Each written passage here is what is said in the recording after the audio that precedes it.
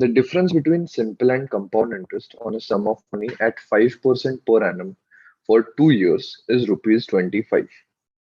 What is the sum?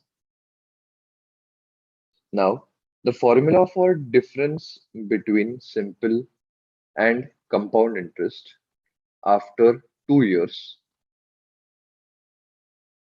is P into bracket R by 100 whole square.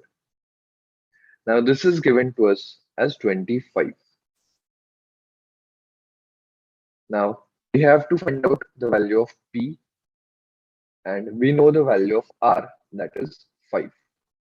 So let's substitute it. So P we want to find out, R is 5 upon 100 square is equal to 25.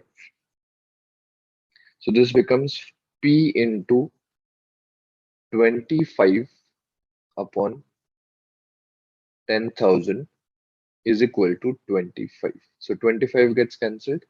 So P comes out to be 10,000. So answer will be option B.